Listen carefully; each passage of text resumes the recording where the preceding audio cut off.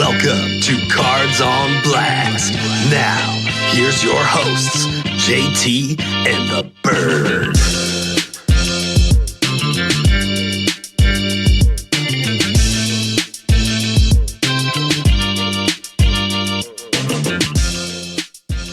Hey, hello. welcome into Cards on Blast, your home for the latest trading card news, market moves, and deep dives into the world of collecting. You're hanging with your guys, JT and the Bird. Hey, this is episode number 39. It's our, I don't know what number of City Spotlight we're on now, Bird, but it's getting up there. We've done quite a few of these now. The spotlights are big. They're big and bright and all over the place. We've hit a lot of cities in our journey here. We have, and now we're going up to the Pacific Northwest. Yes, We are going to Seattle, ladies and gentlemen, the great state of Washington, all the way up there in the tippy top left top corner. Yep, whatever you want to call it. We're taking the Yellow Brick Road to the Emerald City. Is it a yellow brick road this week? That's what we're gonna go with. Okay, I'm down. That's cool. Yeah. You know, it's just north of us there. Yeah, but Seattle, we're going to take a deep dive into all those sports teams today. We're going to even get the hockey and the soccer. That's right. Hey, big shout out to Craig. Craig told us to not forget the soccer. So, Craig, we got you, buddy. We're coming with the soccer for you today. And even JT is hitting. He's dabbling in that soccer realm a little bit more today. Just a hint. Just a hint. Yeah. I know, okay. Bird, you'll like this too. So I didn't even know about that. That's a whole new news to me. I know. This is exciting. Kept it a secret from him.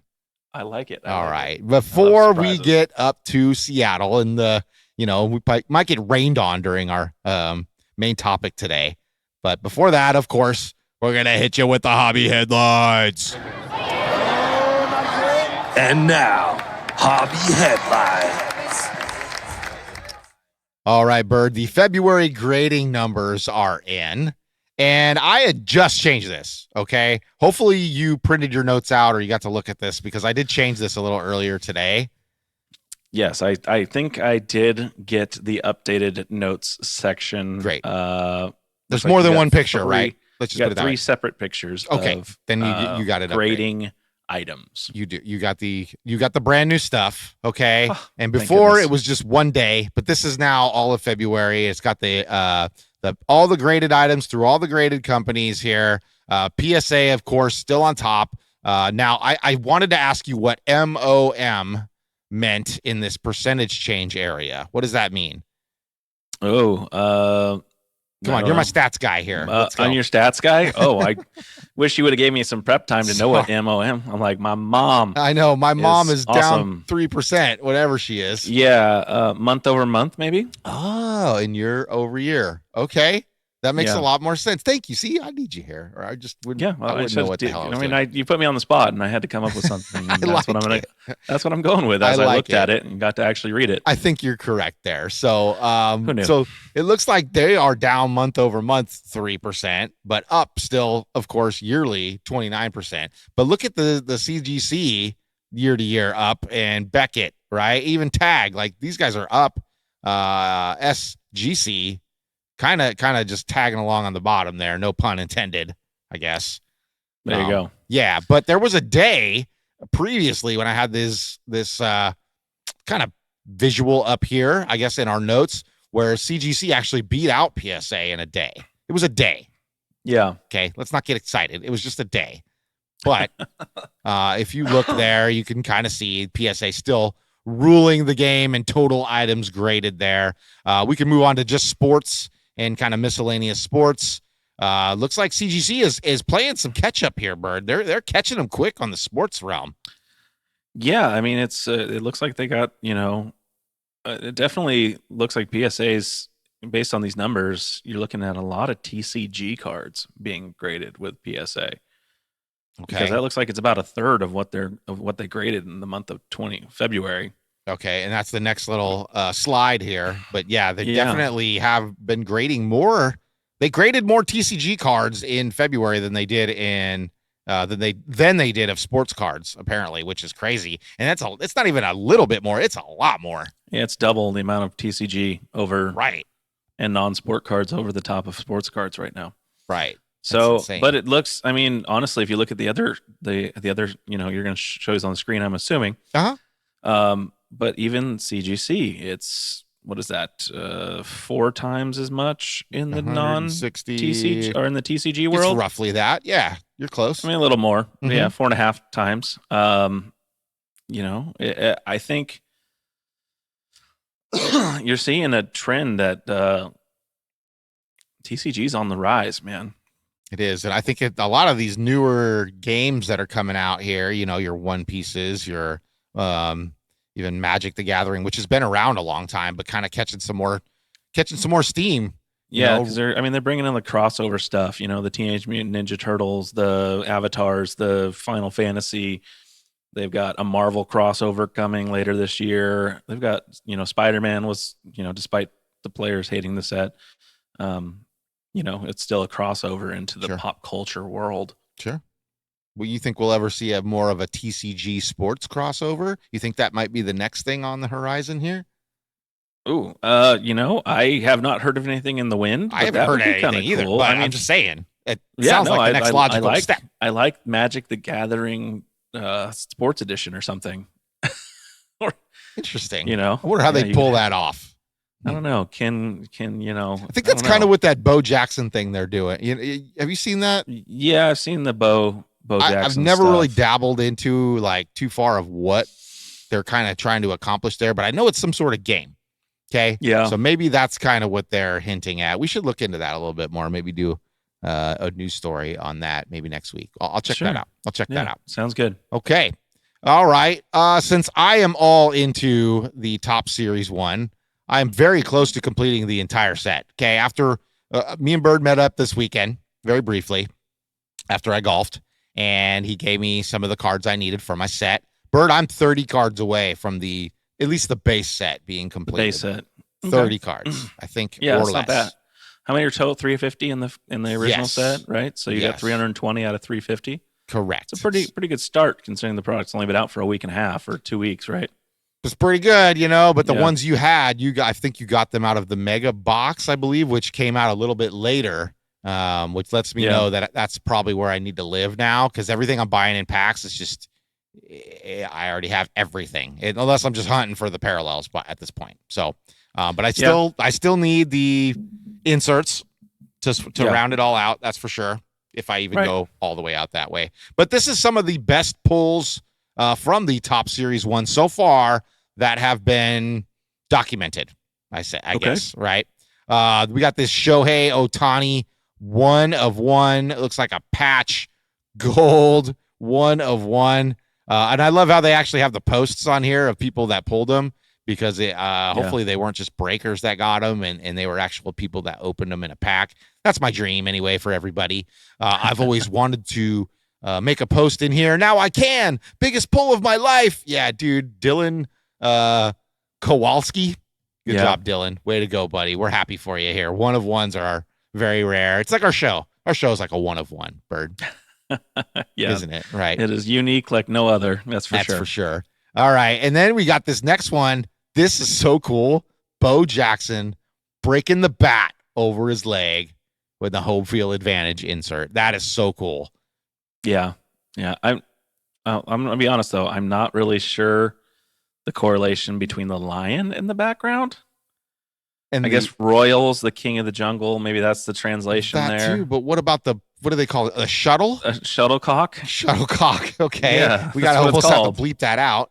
No, it's what it's called. It is what it's called. called. It's not bleeping. You're right. But what the heck does that have to do with Bo Jackson? I mean, I'd like to know. The Beavis and Butthead in me goes, you said shuttle.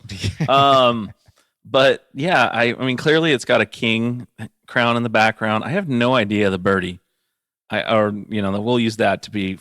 That's what I was going to call it, but yeah, you wanted to break out the curse words on it's the official term, man. I know, it's what I'm trying to be. You said I'm the stats guy. I got to say things right here. All right. But I'm looking at it here, and I don't understand it. I don't get it either.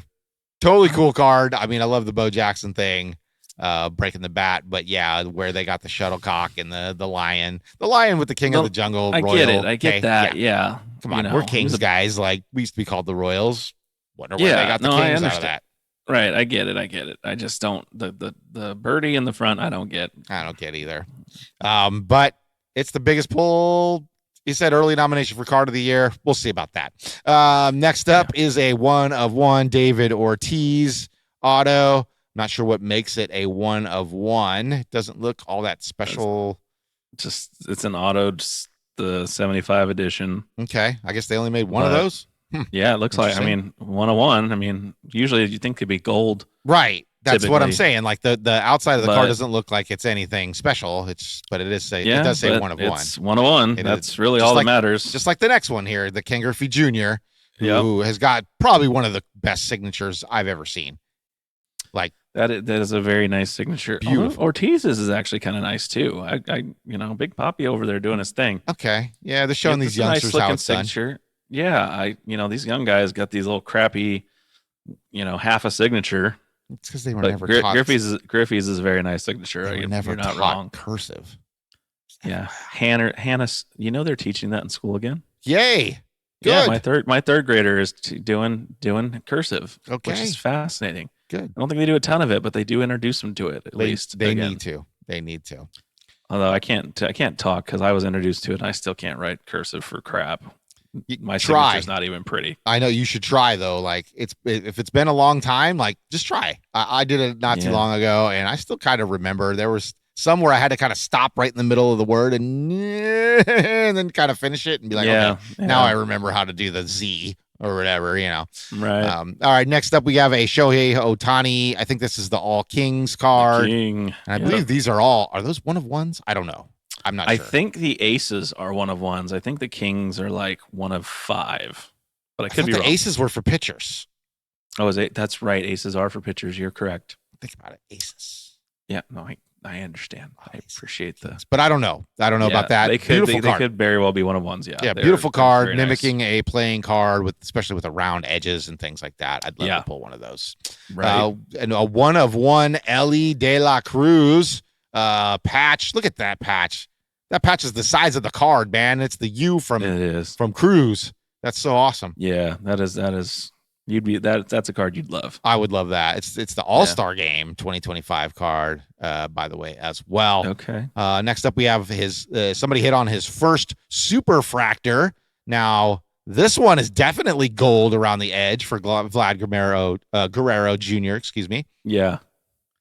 So Vladdy's got a lot of play in this set, by the way, or at least I got the little bit I opened. I got Vlad a lot. Yeah, you get to the World Series, buddy. You're gonna get more play. Yeah, That's what it was is. in it. He was in the set. Yeah. Next So- Superfractor 1 of 1 is a Hall of Fame pitcher, Nolan Ryan, probably the toughest guy ever to don a baseball uniform in my eyes. Yeah. Yeah. Mhm. And then we have finally Roman Anthony's very first card. So it is a base card, but it is the first card that Topps Yeah. printed. And they have, I guess, one for everybody. I guess That only one. Yeah, it's their first card ever situation. Hard Yeah, to make I'm a sure when second one if it's the first card, they right? I'm sure they print the sheet, and that is the top left corner of the sheet they print of that guy's card. There you go. I Yeah, like it. It's a great card. I got a few of them in the base set, just out of First cards? No. Oh. Hell no! God, it's I all thought over you'd that. let I'd me be know that. Jeez. Yeah, no, I would never tell you. I just wait till the show and then surprise you. Ah. But no, it's it's pretty. That's That'd be a tough pretty one to freaking hold in. cool. That'd be a Yeah, tough that'd be one to tough. not tell me. Yeah. Okay. All right. Well, those are some cool pulls from early release of Topps Series 1 baseball. Golden Winter Pop Culture and Goldens, excuse me, Winter Pop Culture Elite Auction. It brought together some foundational icons and some next-gen grails. Golden's Winter Pop Culture Elite Auction. That's a mouthful to just call one event. It ran through late February 2026. It featured high-end, professionally graded collectibles, including rare Pokemon items, Funko Pop Grails, marble superfractors, and signed memorabilia, and more. There was more out there, too. The event showcased items ranging from classic pop culture icons to modern, high-value, sought-after, and graded pieces. Let's take a look at some of the top item sales. Now, this doesn't always pertain to cards, okay? This is very much Yep. collectibles. but I thought this course. was super cool. Start off with Contra, a game we wasted many hours playing. Yes. I think the originator of the Contra of the Konami code. Yeah, it was the code. Can you give me the code? Up, down, left, right, A, B, select, start. Man, we'll never Theoretically. forget that. We'll never forget Or BA that. select start. I think it's flipped? BA actually. I think it's BA select start. I think it was BA because B came. I don't know. It's been a long time since I had to put that code into something. Me too, buddy. Anyway, a Contra. It looked like I'm guessing unopened box. It's a 9.8 PSA grade, and I didn't know they even graded video games, but here we are. Sold for $24,522. Wow, tough for a kid probably to not open that game. I wasn't that good, that's for sure. Yeah. And I still remember that theme song. It runs through my head every once in a while. Just FYI. Next up is a Bart Simpson. Now, I remember we did a story on these cards. Yeah. Sometime back in episode, who knows, 10, in the old 20, days. way back when I still had teeth, Sonny. Sorry, but I think it's a Matt Groening like actual artwork card, right? Yeah, it is. This is the all-time highest public sale for this particular card. Was $35,685 of Bart Simpson. Oh, yep. Thank you for the Homer chime in. Next up was Super Mario Brothers. An unopened box, got a 9.8 at the, is that CGC's label right there I'm seeing? That is CGC's label. Okay, correct. yeah, 1989 this game came out, stole way too many hours of my time, your time, everybody's time. But you know what? It made us better people. There was no saving. There was no pick back up where you left off. You turn this game on, you got as far as you could. And if you died, you started over. If you turned it off, you started over. There was no flags to hit people, no checkpoints. I mean, there was a green flag to get at the end of the level. Exactly. Speaking of green, look at Bird's new microphone cover. Isn't that That's beautiful? right. Isn't it beautiful? Yes. But $57,340 for an original Mario. You know what just occurred to me? We did a good job today because we're highlighting Seattle, and the colors are very Seattle. Hey, covers. Look at that. Didn't even plan it. Didn't even plan it. Well done. Yep, that's a couple Seattle teams anyway. All right, next up, I am not familiar with this product, but it looks like it's a 2023 Disney. Okay, it's a Disney Chrome. I don't know who this is though.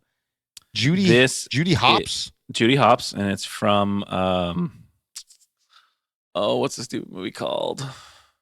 I don't know, buddy. Oh my gosh, I'm totally blanking on the stupid movie name.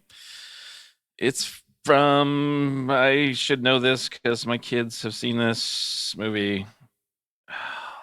Yeah, I'm not quite sure what this is, honestly. I gotta look it up. But it is a Superfractor from the 2023 Disney 100 Chrome. Is that what that says? Yeah, I think that's what that says on that PSA label. $56,120. Freaking Zootopia. That's what it is. Yeah, I've never seen that. But this is the all-time highest public sale for any Pixar card. That's exciting. And what'd you say it was again? It's Zootopia. And there's a Zootopia 2 as well. Okay. Heads up. Bird's dropping stuff. All right. The next record we got here looks like Monsters by Monsters. I'm not sure what this is either. Topps Chrome. Le Boo. Okay. I'm going to go ahead and say, it's the highest selling public sale for any, what'd you call it? Labubu? Labubu card. It's the Labubu. I don't know what that is, but it must be popular. It's like the new version of crappy Beanie Babies. Got it. $58,695 for a Labubu card. Looks like a one of one. Little, I believe. like twisted, weird little bunny rabbit things. Okay. I don't know. It reminds me of some artwork that like would be in that Mike and Spike festival that they used to have. Do you remember that? Used to roll through the like Crest Theater. Everybody would do some bad stuff in the theater they weren't supposed to be doing. We'll just put it at that. All right, next up, looks like the Pokemon. Is this the original game, Crystal version? Crystal version's later. Okay. I'm not sure exactly what order this one is. And in the red and green were the originals. And then this came out somewhat after that. I don't think it's terribly far down the list of Pokemon games. Okay. But I don't know the exact order in which it was released. Well, this came out Game Boy Color, which tells you about the time frame, 2001. And Pokemon, we have a story coming up here that'll let us know about when that stuff started. Don't spoil it, Bird. Not yet. Thank you. $73,244 for a Pokemon Game Boy game in a PSA 9.8. Wow, that's insane. Yeah. Insane. Yep. This is a Funko Pop from Willy Wonka. It's a 2-pack Willy Wonka and Oompa Loompa gold vinyl figurine with a Funko golden ticket. 2016, $86,620 for this Funko Pop. Yeah, the Funko Pops are real. Apparently, the Funko Pops are real though. The people that are hardcore Funko collectors. I got one. I don't know if you can see it up there. It's kind of right there. It's right on the edge of that shelf. Yep, my finger's pointing right at it. Okay. It's actually Michael Jordan USA basketball, so the Dream Team Funko Pop. Okay. Yeah. No, it's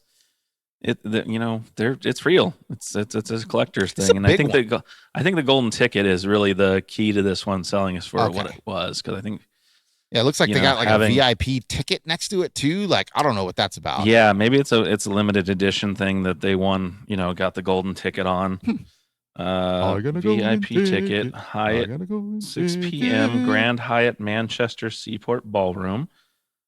Funko Sundays 2016 VIP ticket. Interesting. I guess. Here we go. It says Funko's golden ticket. Greetings to you, the lucky finder of this golden ticket. From Mr. Brian Marriott. Present this ticket at the factory gates. Yeah, it's literally like the full-blown ticket of. So this must be an absolute, like a limited one of one or something. Okay. I mean, for $86,000 and, more and upwards of that. Sheesh. Yep. Insane. All right. Back to our kind of comic book roots here. The Amazing Fantasy number 15. It's the UK price variant. First issue of featured of Spider-Man in a 7.5 CGC. Sold for $9,720. How much? $92,000. Scary. That's okay. I was like, wait, what did I just hear? Yeah, sorry, I wasn't giving it justice at all. Wow. My brain had to math that math. I was way short. $92,720. Excuse me, folks. Excuse me. All good. All right. And next up, a Mask On Iron Man card. Looks like that sold for $136,640. All-time highest public sale for any Iron Man card. And this is a 2024 Topps Chrome Marvel. Man, that's crazy. That's a beautiful card. Superfractor 1 of 1. I can see on the label there. But that is the highest selling Iron Man card ever. Might keep that record. Yeah. For quite a while, I'm thinking. And then last but not least, and I couldn't believe the grade on this too. It's a 1. It got a 1. But the rarity and the vintageness of this item, like we always say, I don't think the grade really matters on something this old and this vintage and this classic. $176,900. It's the all-time highest public sale for this comic in this grade. So for a 1, some kid probably read the crap out of the Superman novel book. It's a book, comic book. Yeah. But hey, still sold for a very, very pretty penny. Yeah. Makes you be like, well, if I found one at a freaking garage sale or something that's all beat up to crap, and I'm like, oh, I'm going to get a 1.5 on it. Okay, let's sell that. Yeah. I don't think it'd make a difference if it was something that rare. So, yeah. As hinted at earlier, yes, Pokemon is turning 30 this year, Bird. Feel old yet? Not as old as I should, because Pokemon wasn't necessarily a thing that I was into when I was younger. So it doesn't feel like it. I got more into Pokemon. We were teenagers when Pokemon came out. We were late teens. Like we were graduating high school time, because it didn't hit the US till 99. Making me feel even more old. But yes, You're but right. you know what I mean. But that wasn't really our collecting world at that point in time necessarily. Like, Correct. It was those were like the junior high kids. Of So 99. this is Pokemon just turning 30 in its creation sense.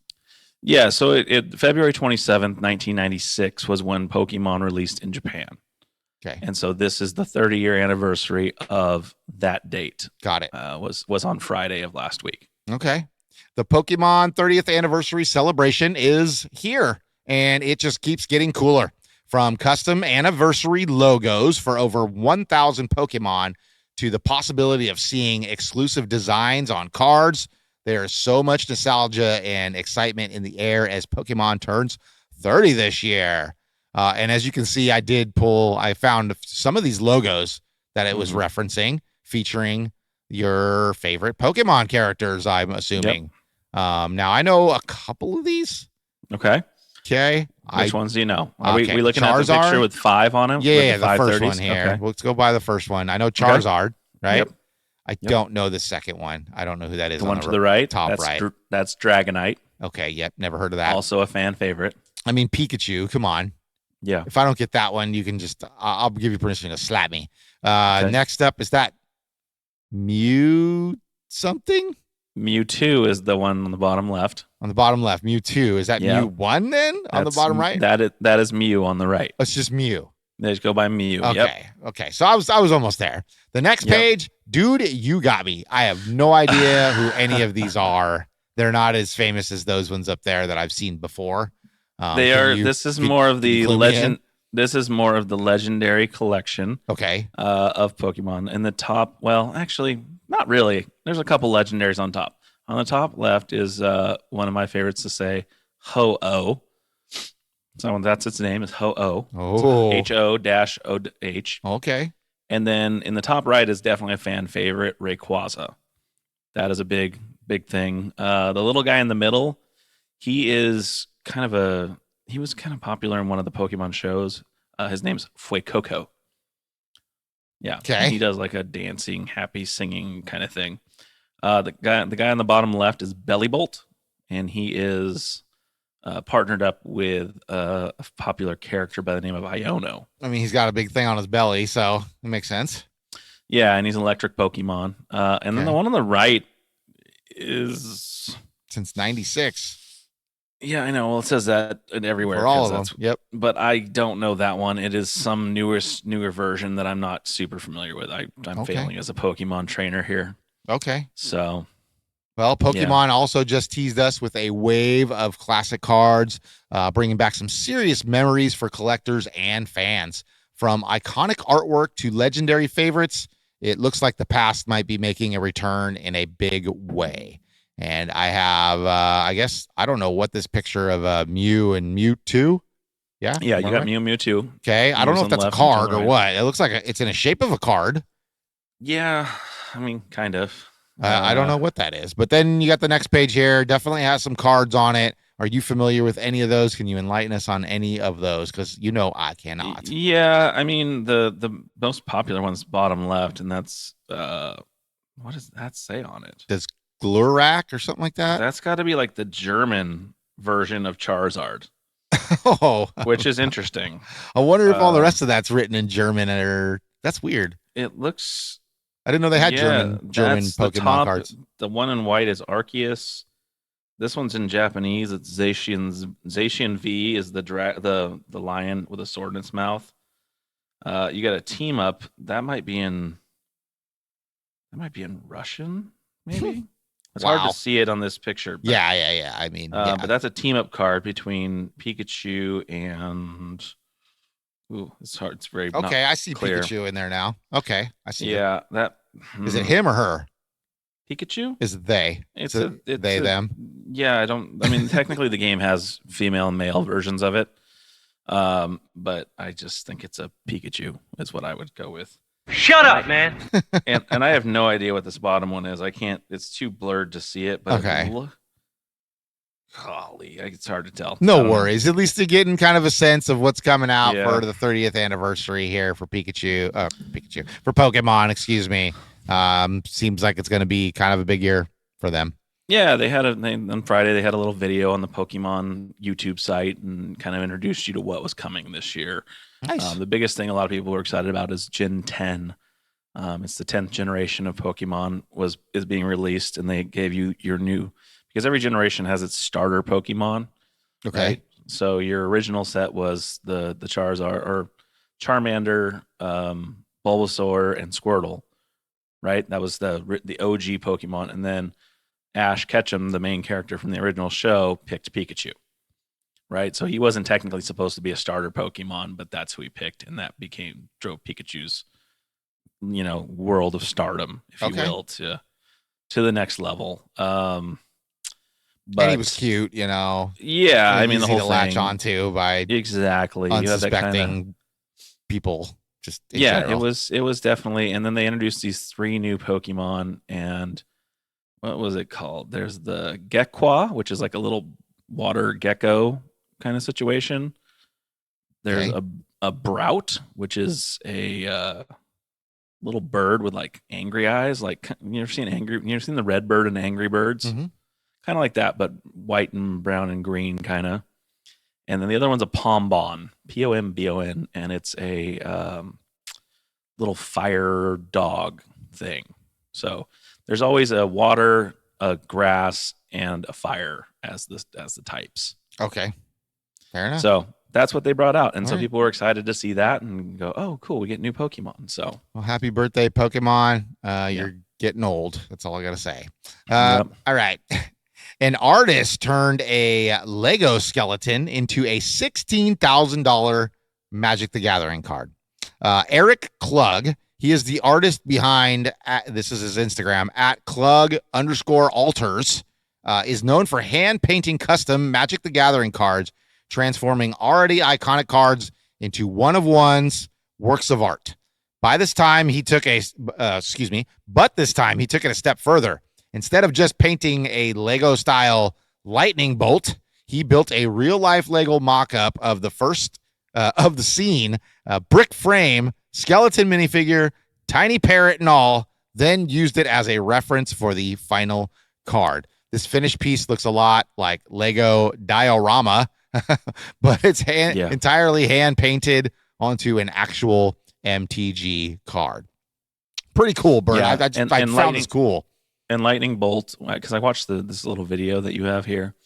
I think Lightning Bolt is actually a card in which exists in the Magic the Gathering world, and he drew over the top of it to create a combo card between Lightning Bolt and the Lego piece. Now, I'm not going to play the video on our feed, but I wanted you to kind of watch it because I thought just the making of it was really cool. You guys, I encourage you to go to this man's page. Like I said, it's Klug_alters with a K. But yeah, he was able to sell this card for $16,000, and he does phenomenal artwork. I mean, it looks totally 3D, looks so cool, and he just does a very, very good job. Bird, I tried my hand at some of the artwork on cards. Never was this good. Never. Yeah. This guy is phenomenal at this. It's not easy to do, people. Okay. Just, you think it's easy. Oh, I'll just take a card and just draw on it. No, it's not easy to do. He made this look very, very cool. And to do it from kind of a actual mock-up of Legos, even cooler.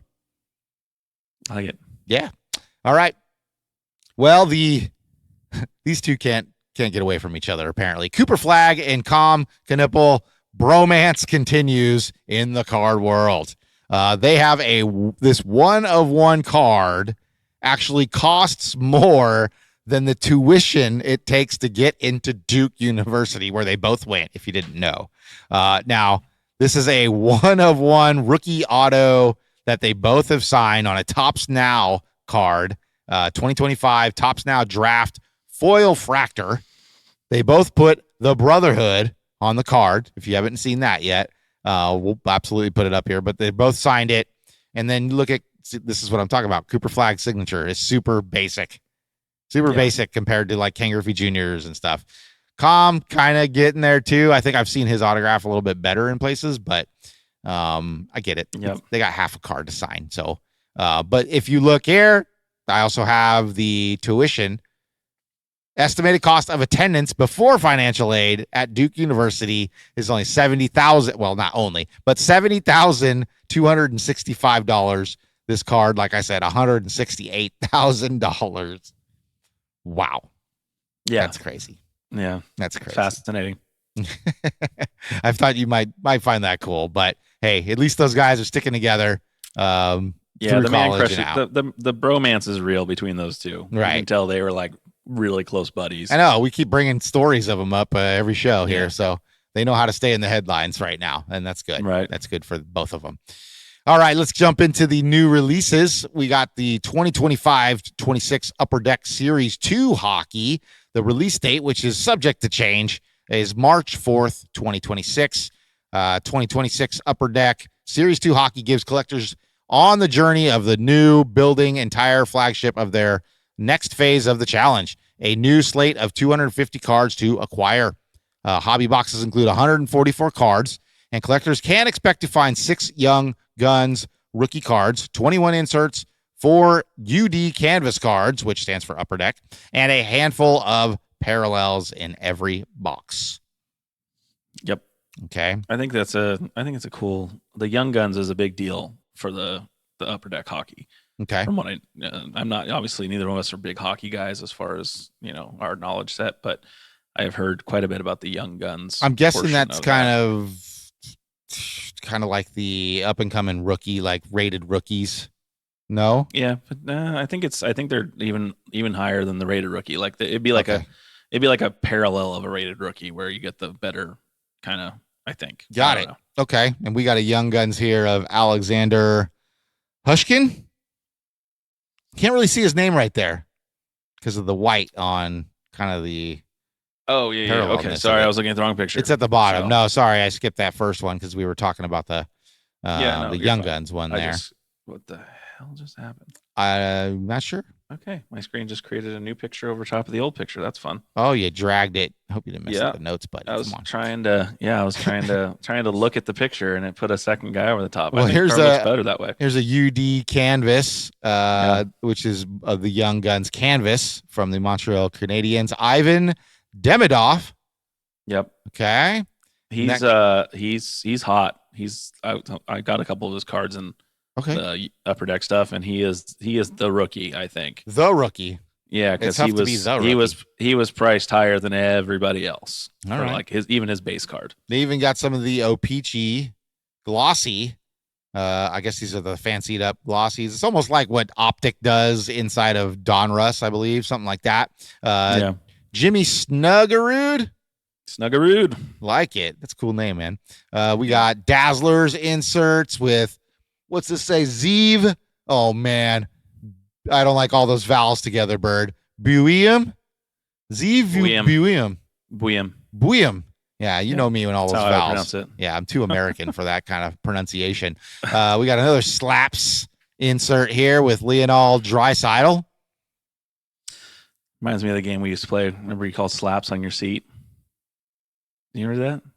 Where like you got up to go get something from the kitchen. You're like, slaps. Oh, slaps. So so you didn't lose your seat. I gotcha. I do. Yeah. Oh my gosh. I don't think I've said that in 30 years. That's crazy. That's immediately what I thought of when I heard slaps. Well, we got a glow up insert of the Toronto Maple Leafs, Matthew Kynes. And then we have I'm not sure what kind of insert this last one is. It's a portrait insert. That looks like a senior portrait or something, right? Yeah, something like that. Yeah. Leonard. It just says Leonard. I don't know who that is. Uh-huh. Okay, sorry, Leonard. Next up, 2026 Topps Heritage Baseball is now available for pre-order. The pre-order date was February 23rd. The release date is March 18th. Topps Heritage continues to a nostalgic hobby tradition that has stretched more than a quarter of a century since its inception in 2001. Topps Heritage has brought back a Topps flagship design from the past in chronological order. That means in 2026, collectors will find modern players on the 1977 Topps design. Bird, I think you're a fan of these, right? I like the Heritage sets. Yeah. They're very nostalgic, and I can't believe we're getting really close to seeing some stuff that like we collected. Because I think one of the first sets I ever collected, I think I had some like 1985 Topps. Was like when I first acquired card So somehow. what are they at? 77? Yeah, we're getting Yeah, there. we're only in like about- 8 years away Oh, from God. in our junk wax era, Oh, God. right? Oh, man. That's tough, brother. That's tough. But we got an Aaron Judge here, and this is cool. It looks like he put 1 of 77 on this card. It looks like he wrote it on there. Yeah, no, they have a specialty red signature set, and I think they do it for each year. They have a different number. Okay. So like 1 of 77 since they're doing the set 1977 design. Ah, And it's a red signature. They do have blue signatures as well, but the red is the one that you really want. Okay. It's the limited. Well, that's his All-Star, AL All-Star card, 1 of 77, obviously. We have a record breaker, Ellie De La Cruz, with the Bo Jackson pose, as I like to call it. We got a Roman Anthony. There's another red 1 of 77 auto. The hot rookie. Hot rookie. Yeah, definitely. I told you about him last year, just FYI. If you didn't listen to me, you should have. All right, moving on to 2026 Top Series 1. Yes, more Top Series 1 baseball. But this is the Celebration Mega Box, where you can find different inserts. And yes, they're milking this like a cowbird. I know. The pre-order date was February 23rd. Release date, March 26th.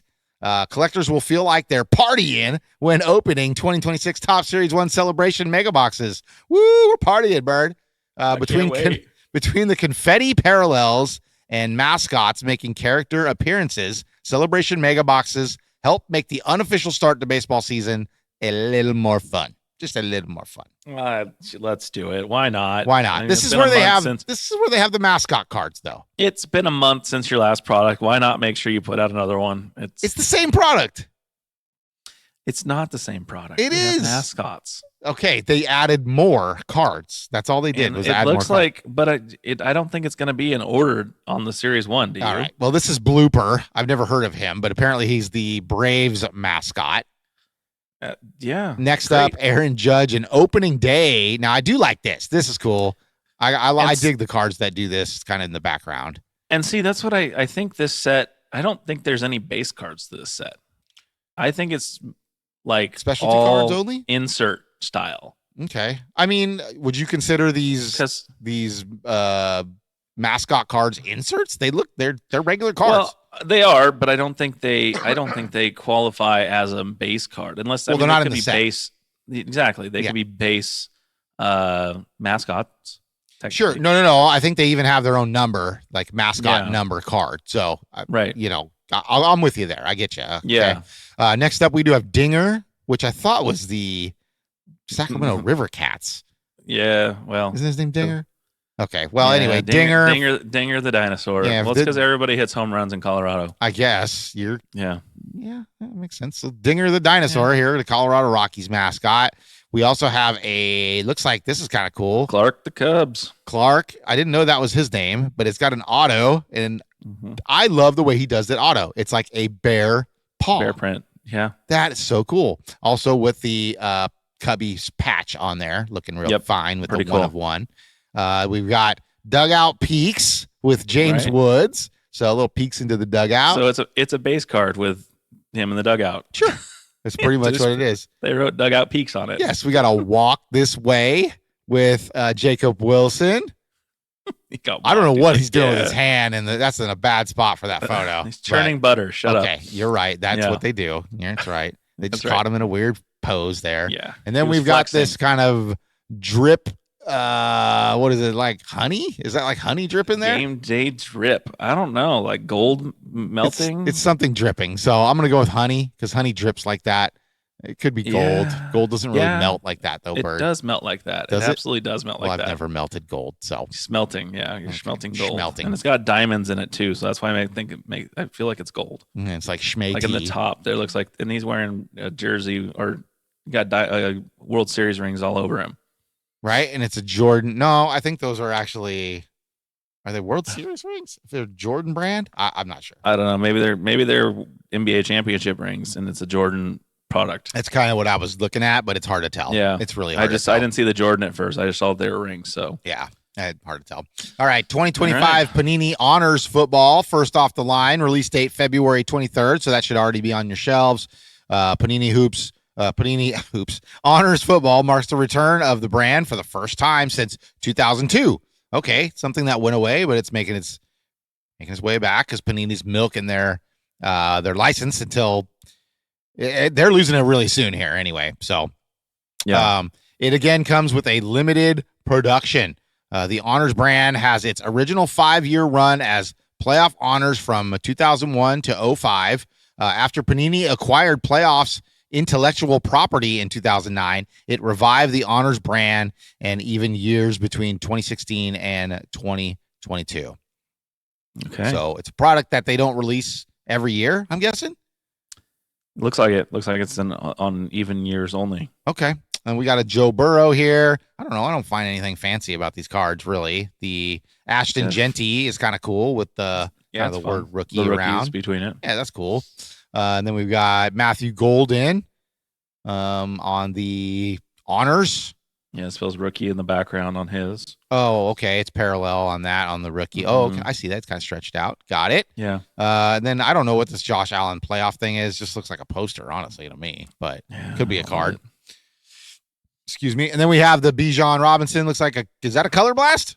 I mean, that's what it appears to be. It reads as a Panini Prism. So yeah, I'm not sure why that's even in there. Maybe this was on the page, dude. I'm telling you, it was on the back of the page. I'm not saying I'm not saying this is a you thing. I'm saying this is a Beckett thing where we pulled these things from. Yeah, we get these from Beckett. I don't know. I mean, none of these say Prism on them. So I'm just wondering if that's like a screw up on Panini uses the Prism kind of theme anyway on their parallels on any product. So yeah, maybe they threw a Prism color blast inside this product. Maybe. I don't know. Tough to find in there. I would. Looks like everything's on stickers for the signatures. Yep. So and then we got a sticker signature for Travis Hunter here. Yeah. On the round rookie parallel. Maybe that's what they're calling those. Who knows? 2025 Upper Deck Stars Rookies Hockey Box Set releases March 4th. The 25-26 Upper Deck Stars Rookies Hockey Box Set gives collectors an easy way to collect all of this year's Topps rookies in one fell swoop. Every box set includes the complete 25-star rookie set. So you get wow, that's kind of cool. There is a lucky 26th card in every box, in which most cases will be a parallel. Lucky collectors, however, will find an autographed card instead, though they're found less than once per case. Okay. How you feeling about these cards, Bird? We only got one to show you here. That's all they had to kind of preview. I guess my question would be is how much is the set? I did not check that out. Yeah. But if you're buying you get the whole set, 25 cards in every box, and then you're getting like an auto or you're getting a parallel. Insert, right? Yeah. So I'm guessing it's probably a few $100, but who knows with hockey? I don't know hockey prices, buddy. I don't. Yeah, I don't know either. But we do have an on-sticker auto of Ivan Demidov. Yeah, he told you he's the guy. He's hot. Let's hope we pull one of him if we're opening a hockey. Next up is 2025 Panini Patrick Mahomes Icons Collection. Release date is March 4th, 2026. I'm assuming the 6 is gone on our notes, but that's okay. I'm pretty sure it's 2026. Bert. Yeah, I'm sure it's not 2027. That'd be weird. Pretty sure, yeah. Well, this does say 2025 Panini Patrick Mahomes, but it's releasing 2026. Icons Collection is a brand new blaster exclusive set dedicated to the 3-time Super Bowl winning quarterback of the Kansas City Chiefs. The set continues a new partnership between Panini and Mahomes, which began with a multi-product autograph set, which we did report on episodes back, that is being released throughout the 2025 football card calendar. So we've only have the box. We don't have any of the cards to show you, folks, just the box of Patrick Mahomes and the Icon Collection here.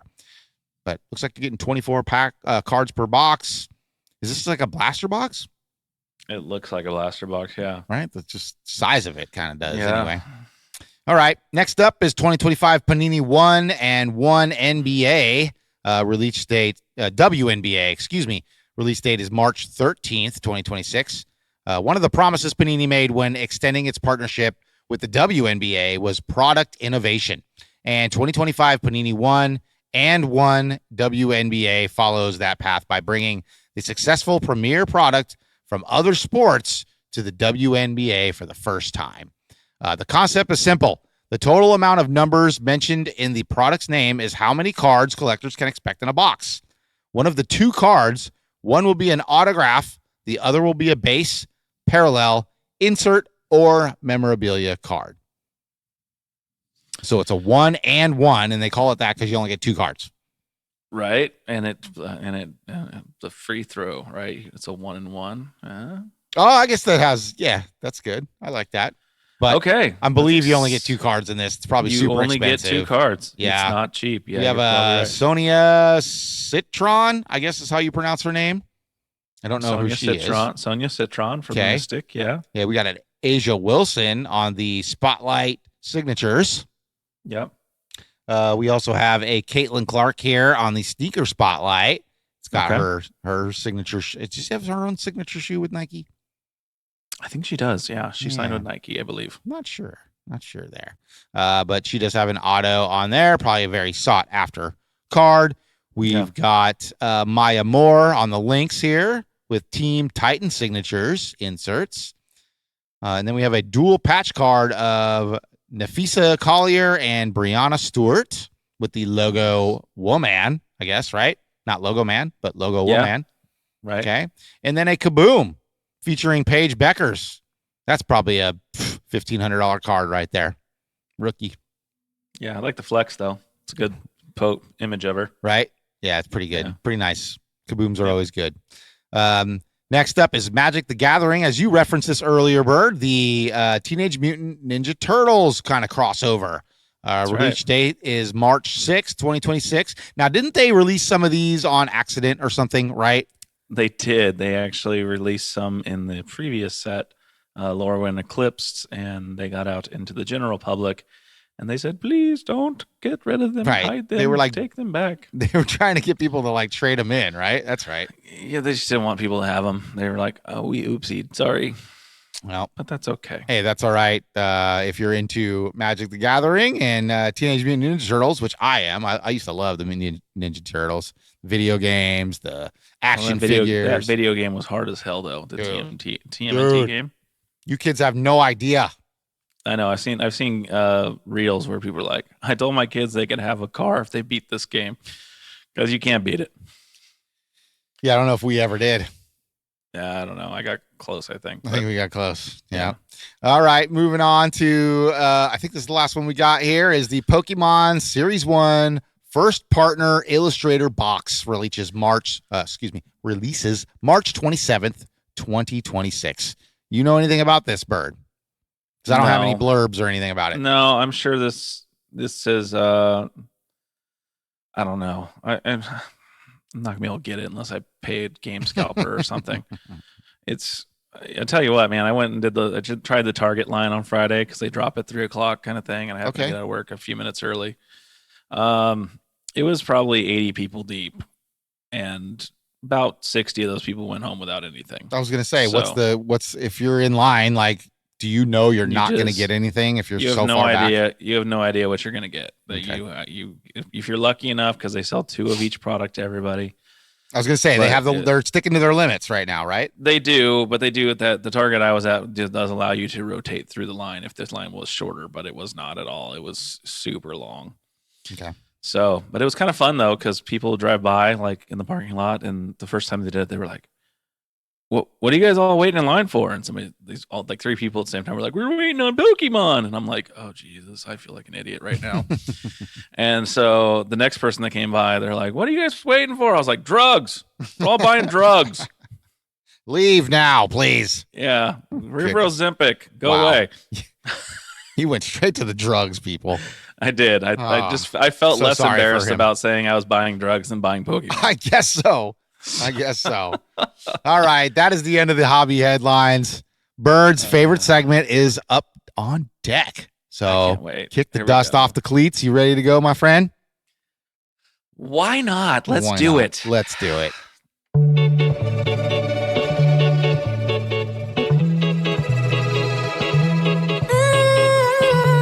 Time to crack that pack, where we open a pack live.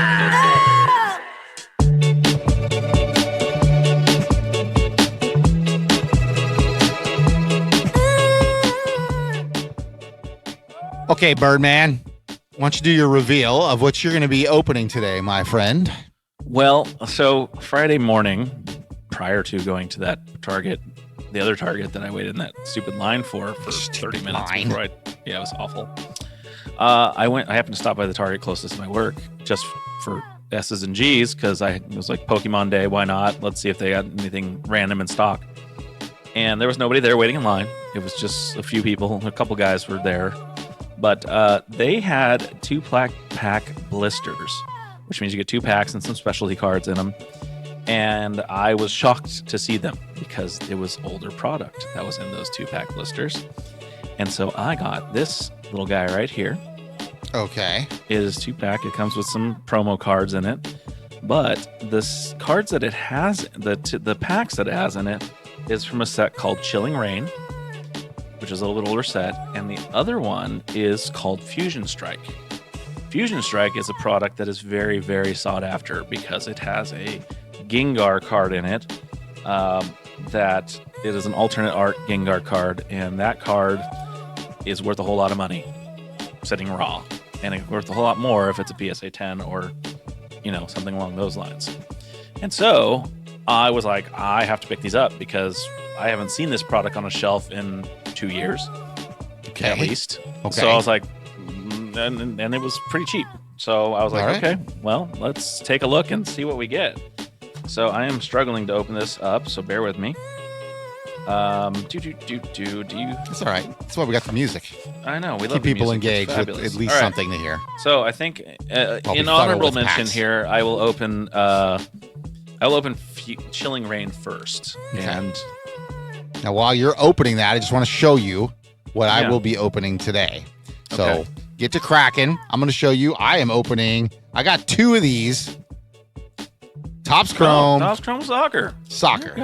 Look at me go. Okay, let's see the MLS version. Okay. There's only 15 cards per pack here because it's Chrome, of course. Okay. And they're 2025. Yes, the MLS version. So, you might have to help me out with this, but I'm taking a risk here, Bird. Taking a risk. I don't even know if I get something good where I'm going to put it. We'll see. So we're gonna. I tried to do the pack trick. It's 4 cards from the back in this set. So I got an Energy. I've got a Cilio, a Haunter, a Flannery Trainer. Got the code card. Swirlix, Sneasel, Schnover, Blitzel, Ghastly, and let's see, Impact Energy, Reverse Hollow, and a freaking Zbyxtra. Nope, not a dang thing. Okay. You could have fooled me with all those funny names you were saying. Yeah. Are you still working on opening yours? Do you want me to open my other pack? Oh, you got it. Okay. I got it. Feel free. Okay. I'll work on opening my Fusion Strike pack while you're doing that. All right. Let's see what we got here. All right, we're going with Arethia. I don't know how to pronounce your name. Sorry, buddy. I went for it and I lost. We've got Christuan Colina. Okay. He's a goalkeeper for. Jeez, I can't even see the logo of that team. I don't know. We got Bruno Di Maiani, Nicholas Dubrovska. I thought these names were going to be easier because it was MLS, but apparently I was wrong. Way wrong. He's an infielder for Austin. Not sure. DeAndre Kerr. Toronto, it looks like. Okay. Christian Benteke. A forward for DC United. Kalani Casa Rienzi. Rookie card. For the Seattle. There we go. Sounders. He's a rookie. Bastian Schweitzenstiger. I do not know that team logo. There's no writing on there to give me a heads up on what team. Chicago Fire. I can look on the back. There we go. That helps. Quinn Sullivan for the Philadelphia Union. And we got some shiny bird. Robin Laud. A midfielder for, I don't know, I'll show you the card. It's like a blue shiny. Okay. And he plays for Minnesota United. It's numbered. Okay. No, this isn't numbered or anything, but nice looking card. Oh, it is numbered. There it was. It's up in the top corner of 150. Okay. We've got a purple. Okay, it looks like we got like 3 of these purple disco parallels. Georgie Mininogu. Man, this maybe we should have switched products. You probably could have got through the Pokemon. All right. Cole Morawaka Okay. for the Columbia Crew. And we got Seymour Reed on some kind of different insert here. Okay. And it's a rookie car. He's a rookie too. But it's like a purple some sort of insert there. And then we got insert of this is like a chrome hollow of Daniel Saloy. Okay. Okay. Fabulous. And then a fast lane insert of Alejandro Alvarado, rookie card. Okay. I like it. Anything ringing a bell? Anybody Nope, any good? Not a damn thing. Okay. Well, kind of cool cards. But you know what I'm gonna say is that at least in your this Topps Chrome product that you're opening, at least you got some inserts and hits, because Pokemon, it's either you get a hit or you get nothing. You're right. So yeah. Yeah, these are kind of cool. Like some of these, I like them. I do like the card and the design. Right. Okay. What you got next, my friend? All right, we opened the Fusion Strike. I've got an Energy. I've got a Marsh Tomp, which is actually one of my favorite Pokemon. El Degoss. All right, I'll show you the Marsh Tomp actually, because I need to show you something out of this stupid set of packs. So that is the Marsh Tomp. Okay. We also have an Eldegoss, a Harucha, which is like a wrestling bird Pokemon, which is kind of cool. Panpour, Eevee, one of everybody's favorites. Shinx, Shelmet, Drillbur. We have a reverse Luxray, which is kind of cool. I'll show you that one. It's not really worth much, but it's fun to look at. Well, it's got kind of a nice shine to really it. Shining gold. And then actually, this is actually one of my favorite Pokemon as well. Goodra. He is like this big, sad dinosaur thing that controls rain. And okay. But no hits. Who's your Lou Dort of Pokemon? Who's I don't think Goodra gets a lot of love from a lot of people. So I think his evolution. I like his evolution line. Was that a good time to pull that line out of the? It was good, yeah. Okay. Because he's a third level evolution. He evolves from something called a Sliggoo. It kind of looks a little bit like a slug. Okay. And then the little one is oh my gosh, what is his name? Slugma. No, not Slugma. That's not right. I don't know. My brain. I'm tired, man. But yeah. You're tired. They're fun. I didn't tired. sleep last night, but Me either. I've not been sleeping well. Me either. So. I am on the same boat as you in that. Okay. Category, I'm already going through these, just seeing if I get somebody that I know. How do I Yeah. get the same card twice? Yeah, I don't know any of these guys. We're at these purple hits. So at least that numbered card looks like it's not in every pack. So I got a good hit there.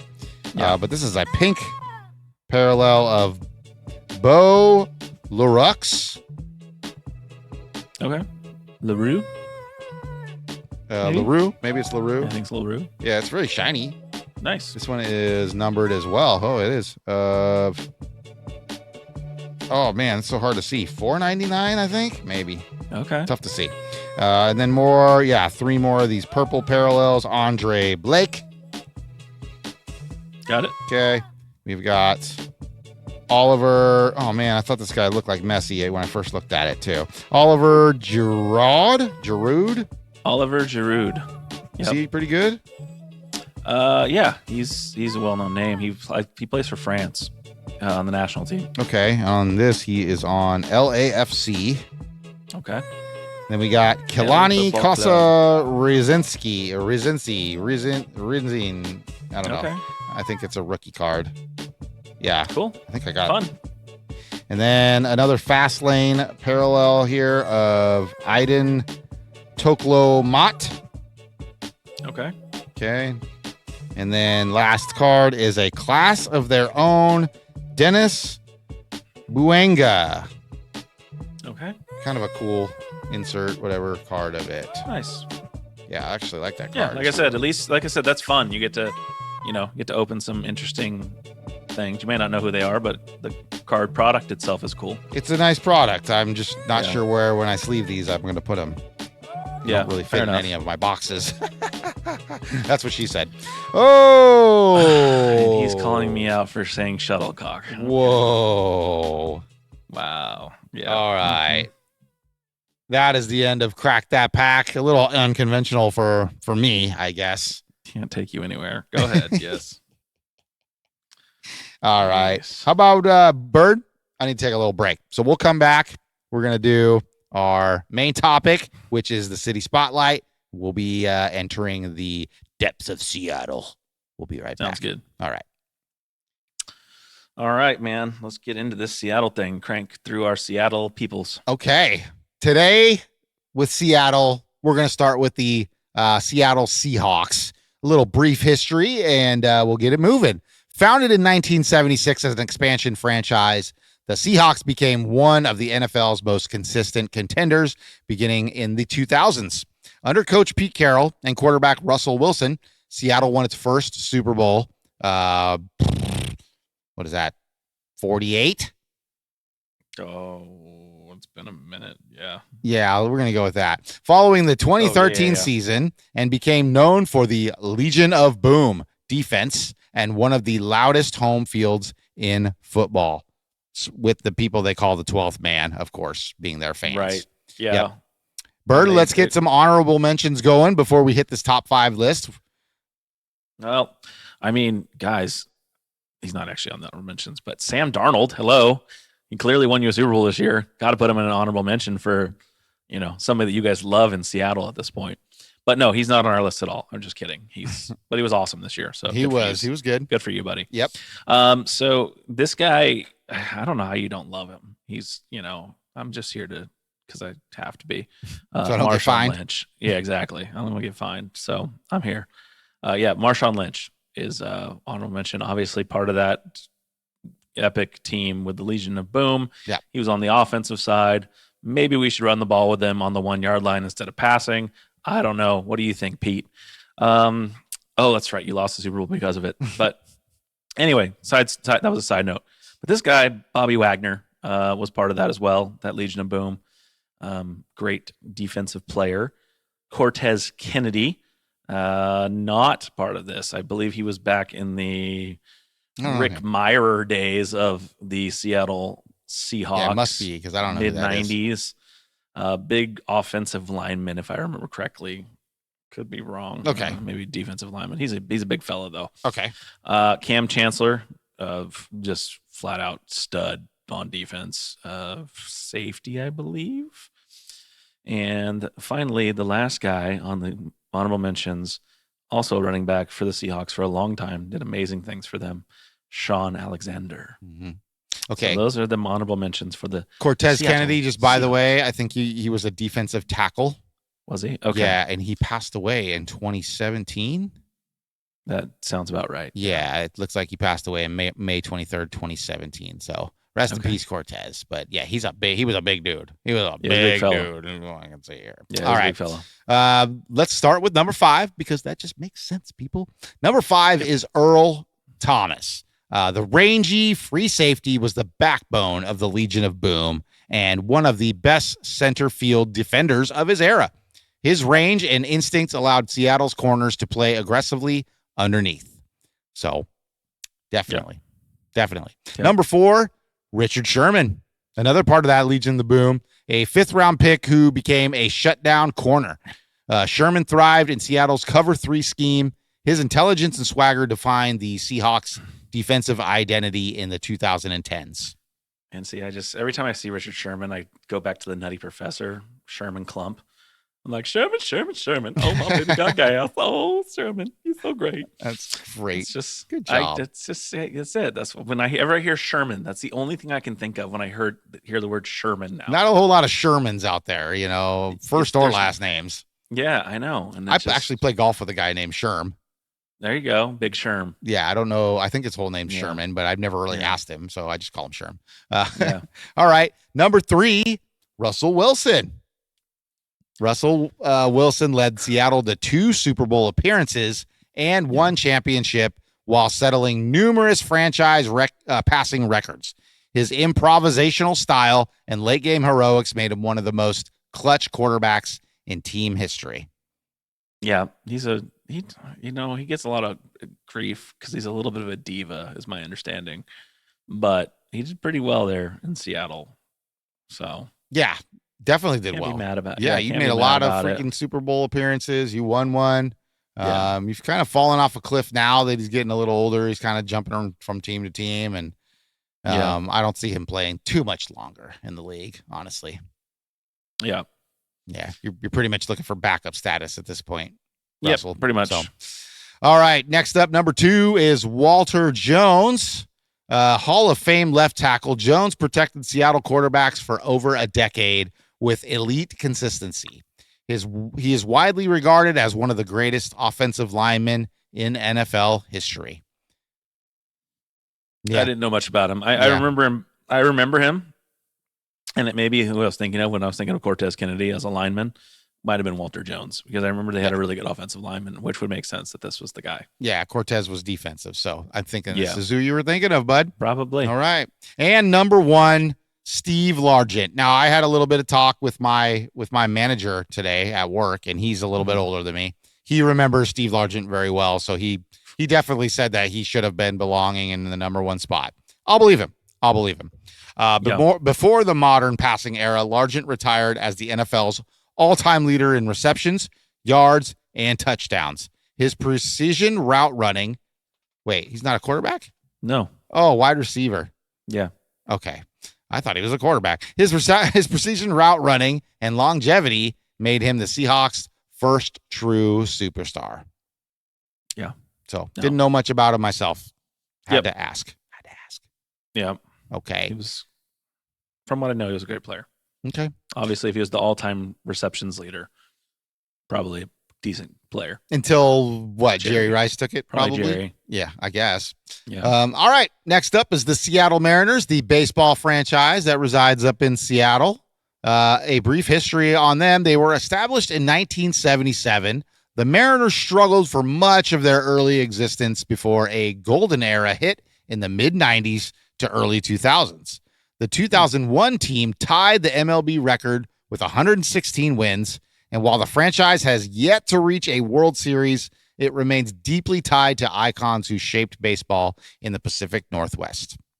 Bird, let us know some honorable mentions from the Seattle Mariners squad. So our honorable mentions start with Mr. Jay Buhner. I remember him, but I don't really it's one of those things like, the name, but it's like I wasn't a Mariners fan. So correct. Kyle Sager, pitcher, I believe, if I remember correctly. And then number 3 is Alex Rodriguez.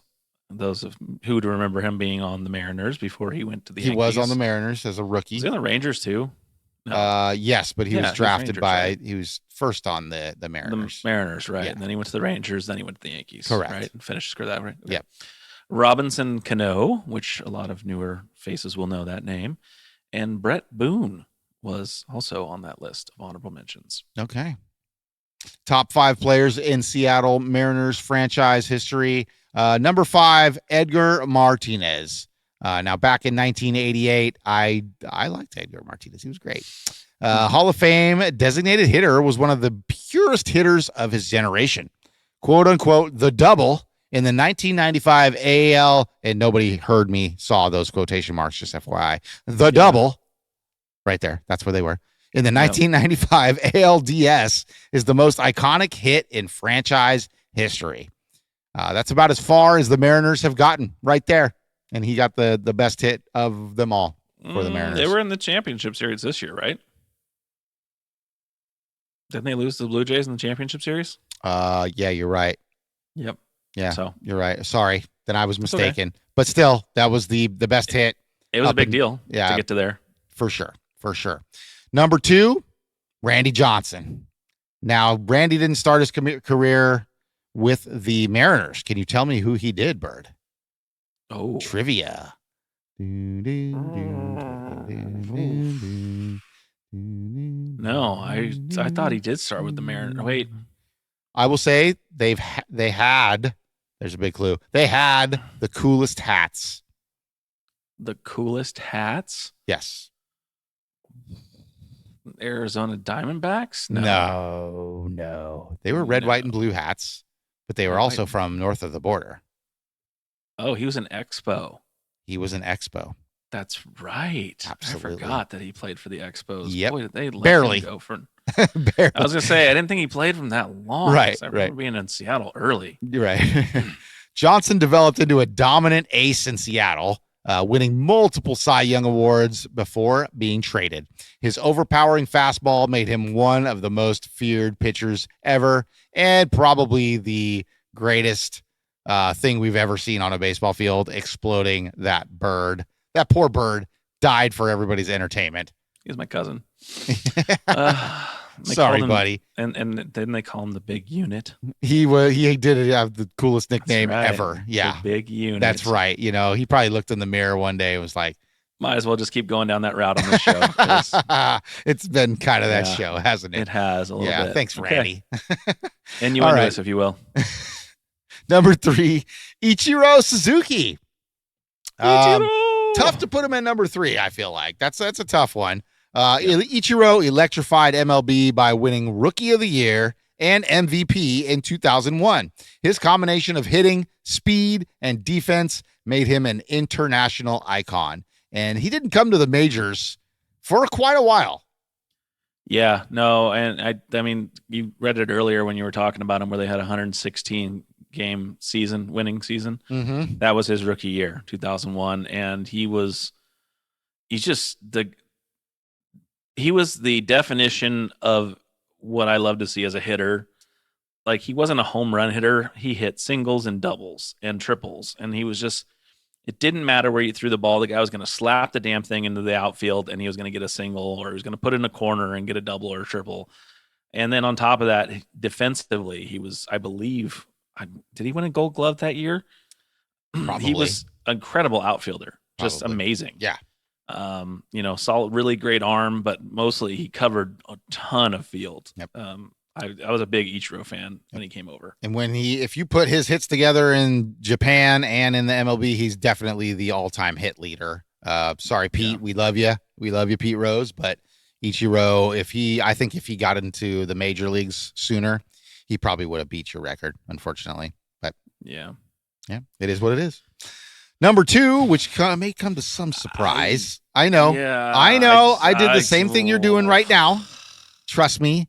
Number 2 on this list, it says, we may not necessarily agree with it, but it says Ken Griffey Jr. Okay. I can't. Okay. I know. Okay. I probably would have did it the other way around here. He probably would have went number 1, but it is what it is, Bird. It is what it is. The kid brought joy and superstardom to Seattle with his swing and highlight reel catches. He is widely considered the most talented player in franchise history, maybe in baseball history as well, just in general. He was like him and Ricky Henderson are my 2 favorite players I've ever seen play baseball. Okay. Ever. I know Bird's not happy right now.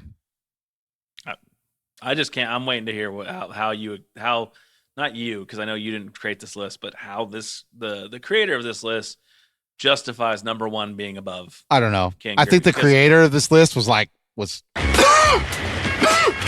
was smoking something, Bird. That's what he was doing. Yeah, that's the creator of this list right now, choking on his words. Because if I went to your regular person, I mean, maybe not in Seattle. I don't know. Maybe in Seattle there's a different opinion. But if I went to your standard baseball fan and said, who is the greatest Seattle Marin of all time? I'm going to say 9.9 out of 10 are going to say Ken Griffey Jr. Okay. Hey, and you guys have the ability, jump in our comment section. Let us know. We'd love to hear if you think this next player is the greatest. Here's a little sidebar, though, Bird. An upcoming release of Topps Transcendent Collection does have this 1/1 Ichiro Ken Griffey Jr. auto card. Looking pretty cool. Kind of looks like a Topps Heritage card. I don't understand the 1984 batting leaders situation. That is weird, isn't it? I think it's the card. Yeah. Okay. the card. Maybe that's what it was, the style of 1984 batting Correct. leaders. Yes. Okay. Yeah. It doesn't make a lot of sense to me either. No. But okay. It, Tops don't be better. I know, Tops. Come So, on. Quality control is what I'm saying. Let's move on for this because I need to know why this guy is number one. So number one on this list, maybe not in your hearts, is Felix Hernandez. They call him King Felix. He carried the franchise for a decade. Okay? Maybe that's why. Winning the 2010 Cy Young Award and his perfect game in 2012 stands as the pinnacle pitching moment in Mariners history. Okay. Okay. That's all he's got, folks. No. That's all he's got today. He can move it back to number two. I think we made the bird a little mad, even though his cousin. The perfect game is incredible. There's a guy on this list who exploded into his cousin, and he's mad about this.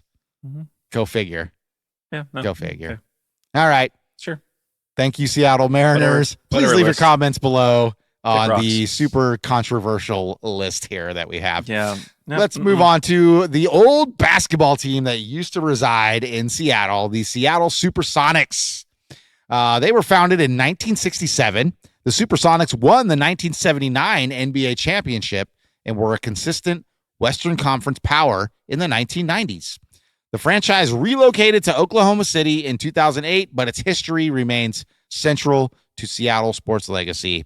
And I believe they left their stats back in Seattle along with the team name too. I believe. I think Oklahoma started its own kind of thing and didn't take the stats world. with them. Yeah. Okay. Right. Which I really wanted the A's to do. I wish they would have just left the A's name in Oakland. Right. And the stats and just pick something else. Be the Aces, or I know they got the Aces in basketball, but be something else, you know. Yeah. But I don't think they're going to do that. So let's go through some of the honorable mentions. Real quick, just historically, remember this, you being as big a Kings fan as you are, I remember the Kings being the 8th seed going against the Seattle SuperSonics as the 1 seed. Did they upset them? Or did they end up losing that series? They lost. Why do I There's only been no. They did lose as the number 1 seed, but it wasn't against the Kings. It was against the Denver Nuggets. Remember Dikembe Mutombo sitting on the ground going, "Oh!" with the ball? Okay. That moment is from them being the only 8th seed to ever upset a number 1 seed in the NBA. At least it was at the time. I don't know if it's still. I was trying to. I remember they got beat by it. I seem to remember them getting beat as a 1 seed by an 8 seed. They were the only ones to lose, and it was the Denver Nuggets, I believe, that did that. Okay. But as you go ahead, read the honorable mentions. Mentions here. I will look that up. Let's confirm that. So now, are these Kevin Durant?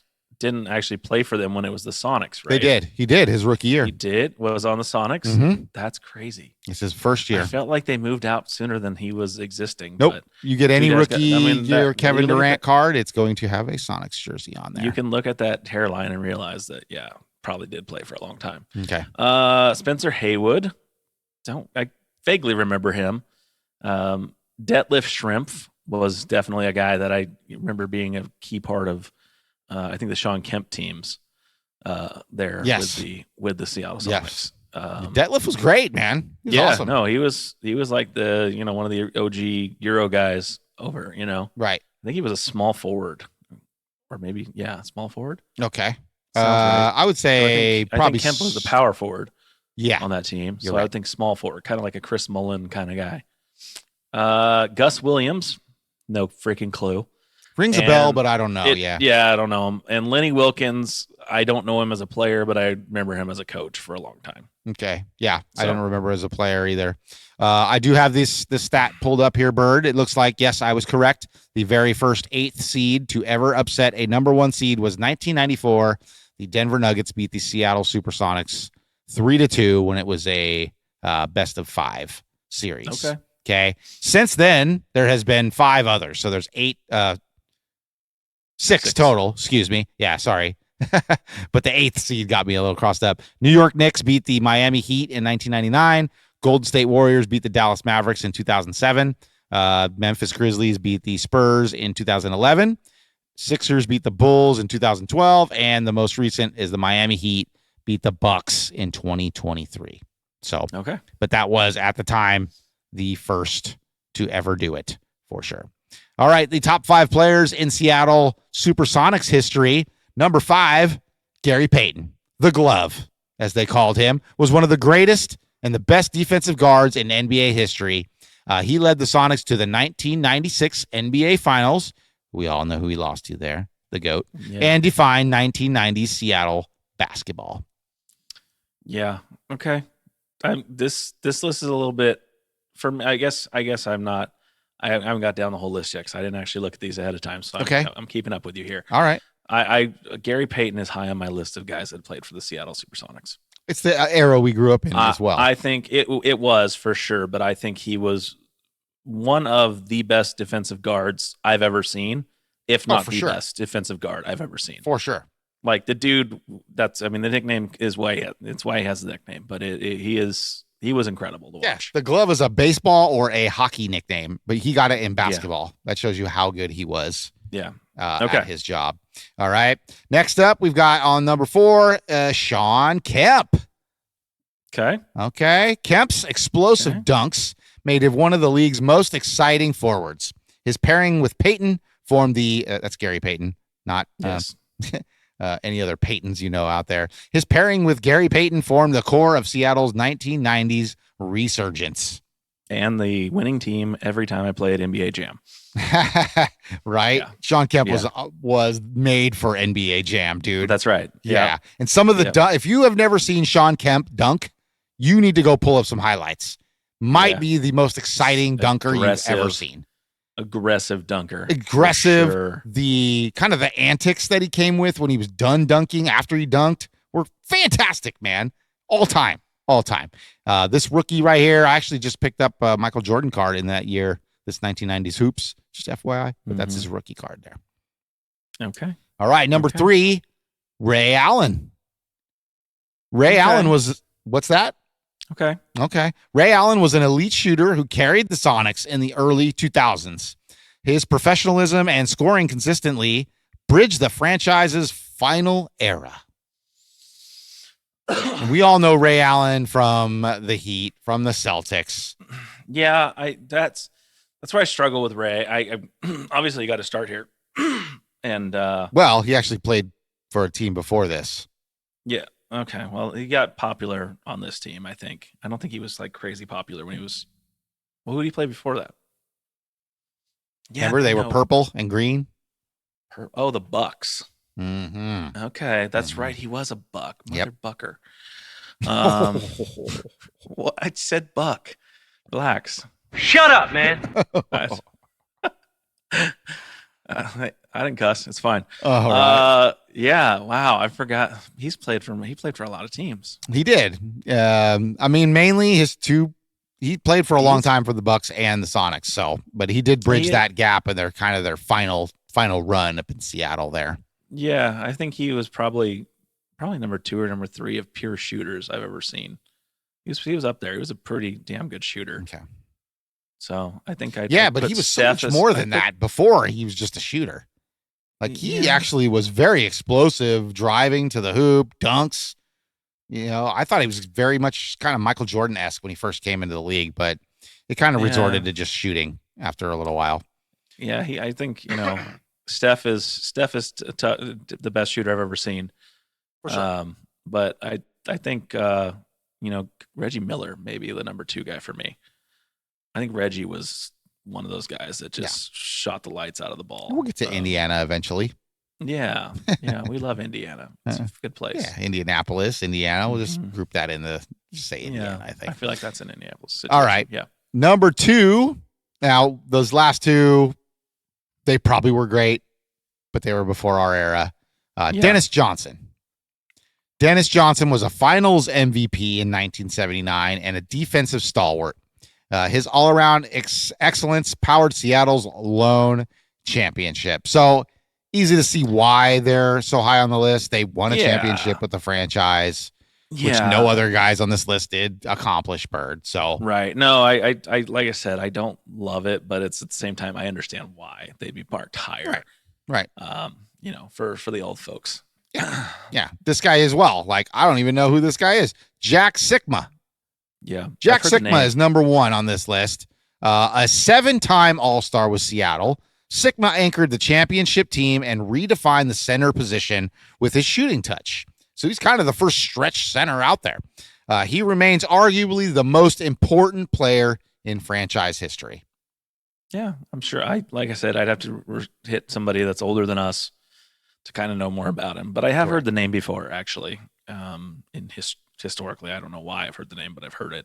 It's funny when you pull up like NBA 2K and they have kind of classic teams or classic players. You never really get to Jack Sigma here, but maybe they should put some respect on that man's name. Yeah, for sure. Huh? Yeah, man. He kind of changed the center position from anything they're telling us here, so we just have to kind of take it forward.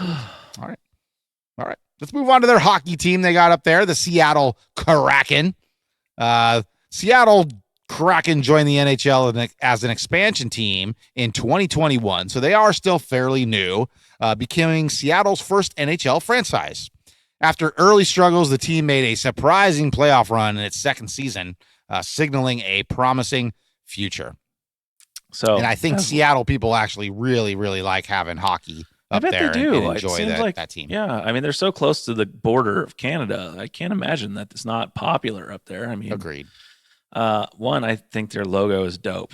I think if I wasn't a Blackhawks fan already, I would be like, oh, okay, these guys are kind of cool looking. Okay.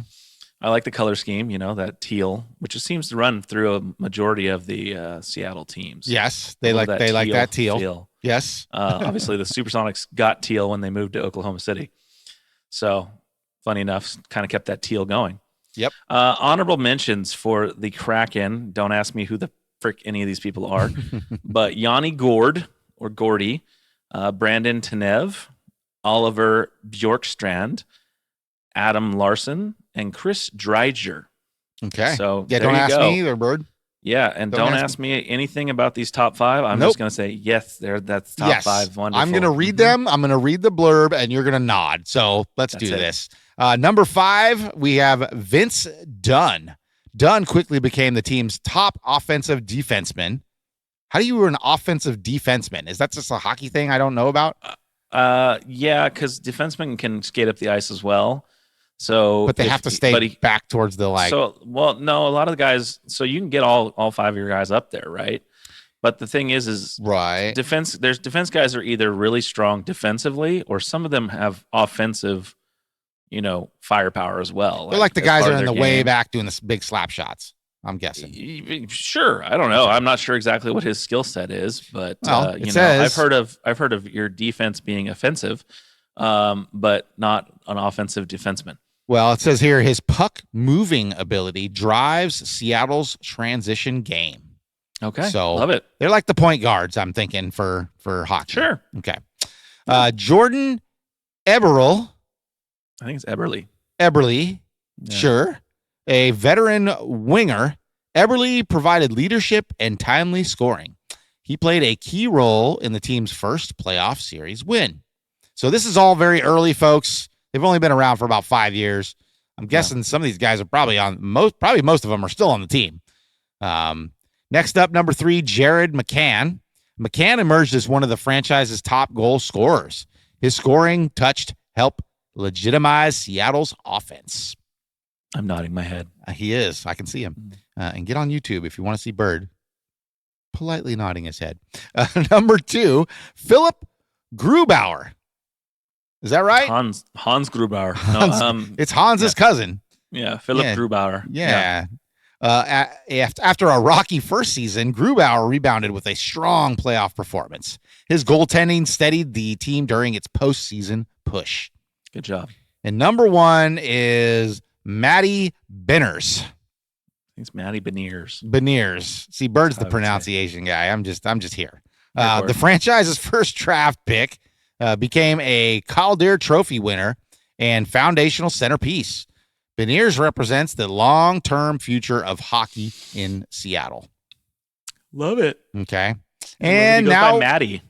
I know. Matty, not Matt. It's Matty, people. Matty. That's because he's a child compared to us. Apparently. Let's move on to the Seattle Sounders. Mm-hmm. You're probably not going to know any of these people either. You saw how I did on those soccer cards. So microphone matching, baby. Here we go. Let's go. Founded in 2009 as an MLS expansion team, reviving a historic NASL name, which is another league for soccer. Yeah, National something soccer league. Sure. The Sounders quickly became one of the league's model franchises. They have won multiple MLS Cups and became the first MLS team to win the modern, what the heck is that? CONCACAF Champions League in 2022. And I know people in Seattle go crazy for this team. That I do know. Okay. I think they're one of the highest attendance teams in the MLS. I love it. Maybe even the highest, just FYI. Yeah. Okay. Okay, Bird. Sweet. Have fun. All right, I can do these. These aren't that hard. Okay. Honorable mentions: Osvaldo Alonso, Stefan Frey, Jordan Morris, Brad Evans. These are really easy. And this one, Obafemi Martins. Yeah, a lot of easy last names there for you. I like it. And it. I'm probably not going to get that lucky, except for number 5, Chad Marshall. Yes, I love Chad Marshall. I like your name, great. Chad. Great. Marshall anchored Seattle's defense during multiple trophy runs. His aerial dominance and composure were vital to the championship success. All right. Yep, just like I thought. Number 4, Nicholas Lodeiro. Ladero. Okay. All right. Ladero's arrival in 2016 transformed the franchise. His creativity and leadership helped deliver 2 MLS Cups. Fabulous. Next up, number 3 is Freddie Montero. Perfect. An original star, Montero helped establish the Sounders' early attacking identity. He remains one of the club's all-time leading scorers. Woo-hoo. Number 2 is Raul Ruidiaz. Yeah, Ruidiaz. I'm looking for my spell check over here. I was gonna say maybe Ruidiaz. Ruidiaz? Yeah, there's an I in there. I think it could, Ruidiaz or Ruidiaz. It could Let's be go Ruidiaz. Ruidiaz. I like that. Ruidiaz's clinical finishing power, Seattle's late 2010s dominance. He had been amongst the most consistent goal scorers in MLS since arriving. The number 1 player in Seattle Sounders history is Clint Dempsey. Dempsey brought global recognition and star power to Seattle. His goal scoring ability and competitive edge made him the franchise's most impactful player. Also one of the U.S. men's soccer team's most impactful players. Okay, and I do know that name. Yeah. I may not know him, be familiar with his play, but I know his name. Yep. And if you're a soccer player and JT knows your name, you're doing something right, apparently. Yeah. Yep. Nope, it's good. I like it. All right, Bird. That is the end of our city spotlight. We were rained on. It was a little wet, a little drowsy up there in Seattle, but we're back. Nice sunny CA. We're back. All right, we're back. Now we're gonna share what we got in our stack. Okay. And now, time for What You Got in the Stack.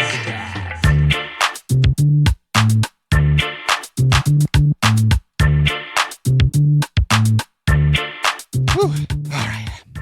Man, I've been running a lot today. You guys can't see it behind the scenes, but I've been moving. Yeah. Moving, baby. All right, Bird. Duffman asked us, you want to share what you got in the stack today? Okay. Seattle edition or what? Well, I was debating on whether to, even though it's not really, I think I'm going to leave the Seattle edition for our next segment. Okay. It's not a super expensive card, but it is a card that I absolutely enjoyed pulling this week. So I'm going to call that my card pull of the week. Because sometimes you just get excited about pulling a card that, maybe makes nostalgic for you. So I did open some Topps Series 1 this week at the behest of my cohort here. And I have 2 cards that I got out of that, which I'm very, That's me. They're interesting cards. For those of you that have never opened the holiday tins, which is the Easter eggs basically of Topps Series 1. Love them. I think they're fun. I like the inserts when you get them. So the first one is this Aaron Judge card.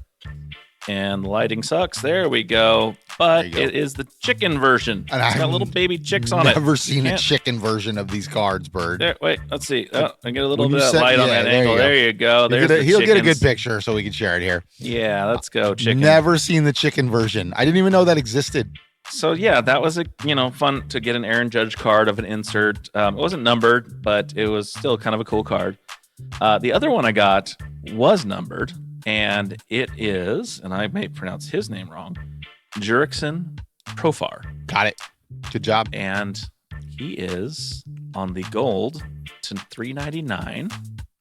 Used to be on the A's.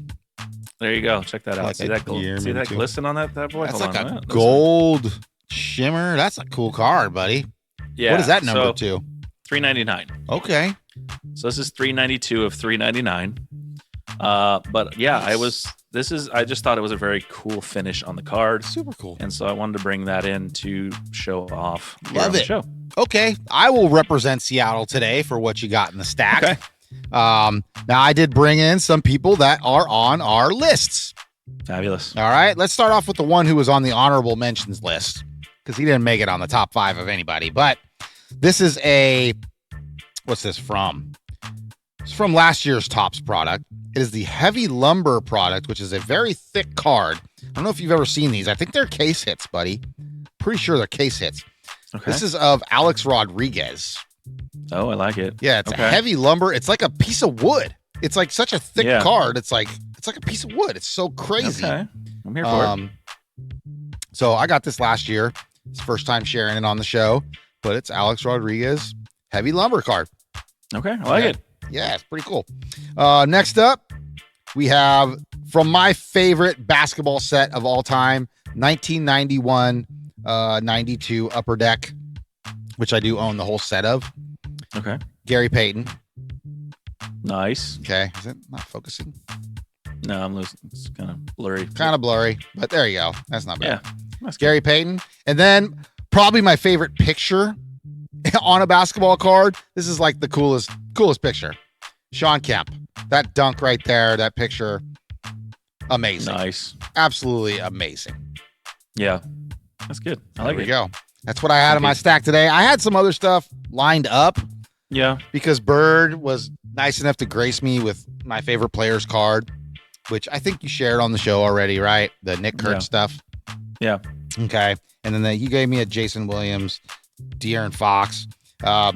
Here are some of the Jordan cards I actually picked up at the card shop this weekend. I just wanted to share those. So we had the 1990s hoops, which I'm going to get this graded. This is like perfectly centered, and this card graded is worth a lot. So I picked it for $5. $5. Okay. Like all these were $5, just FYI. Next was this Jordan like 50-point scoring game. Yep. Okay, with some gold kind of on it. And then lastly, this was like a 99, I think Upper Deck 99 insert of some sort. Not sure, but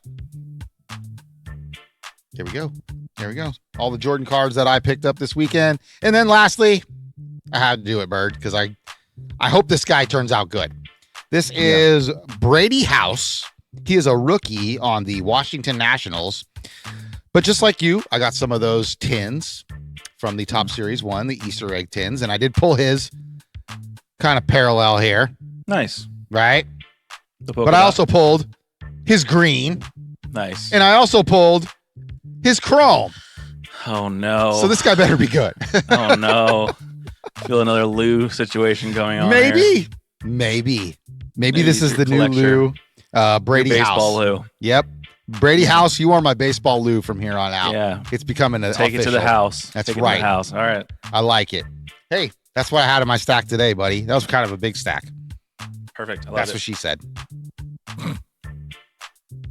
That doesn't really work right there. But, you know, that's the way this episode's kind of gone. So, yeah. Maybe she might have been looking at your money. That's a big stack of money. Yeah, that's what we were talking about. That's exactly what I was talking about. Exactly. All right. One more segment, Bird. One more. Good. Here we go. Let's Hold do your it. breath.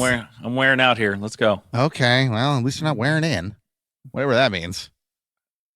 I don't know. All right. Let's get to the card pull of the week.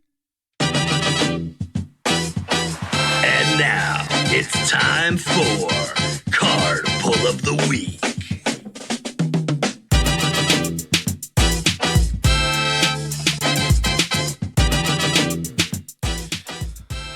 All right, Bird. My card pull of the week. I actually had two because I didn't know which one was better. Okay. My first one was from Topps Series 1, which I've been opening a lot of. You can't get the whole set unless you're opening a lot of it. Okay. It's just the way it is right now.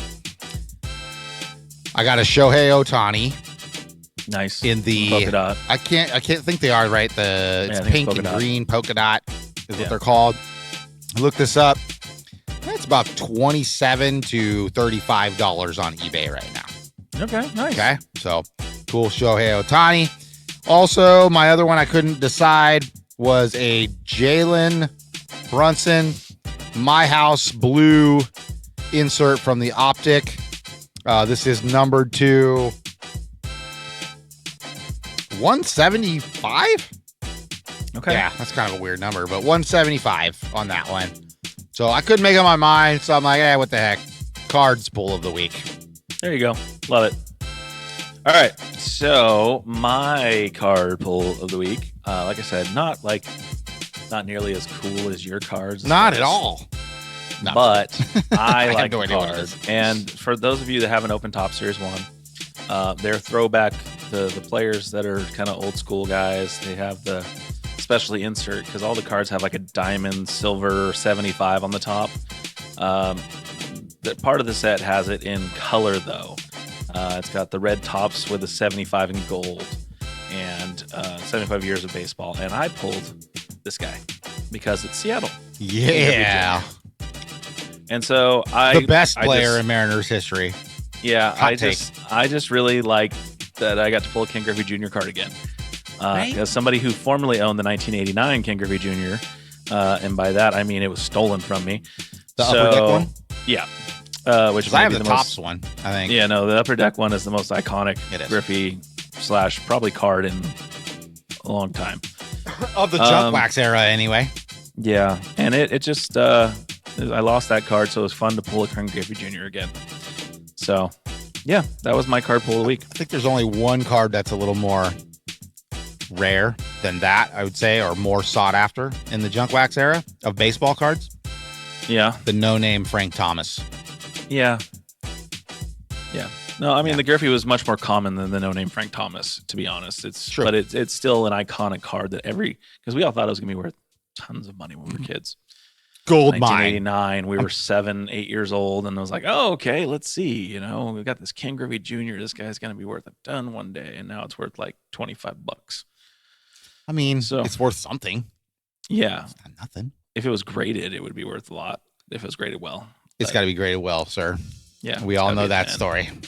Yeah. Well, thanks for hanging out with us on episode 39 today. Cards on Blast. Bird, tell them where to find us. Make it snappy. Guys, check us out on YouTube. Cards on Blast. It's the best place to come. Leave comments. Talk to us. Tell us what's up. What do you want to see next? What city?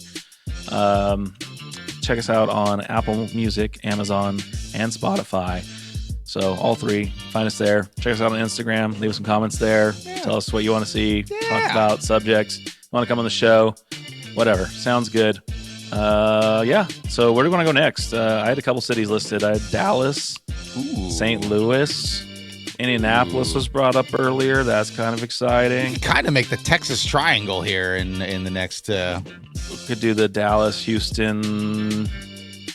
Does San Antonio get one? I don't know. They only really got one team. I know. We can maybe lump them in with Dallas because they're not terribly far away from Dallas. Or we do one episode with like cities with one teams or something like that. Yeah, that's true. We could cover one team cities. Yeah. One trick pony would be the episode. There are. There's like Memphis. Yeah. Who knows? And maybe they got a soccer team too. I don't know. I don't know. Maybe. I don't know. Maybe. Okay. Well, hey. Well, we'll leave it a surprise.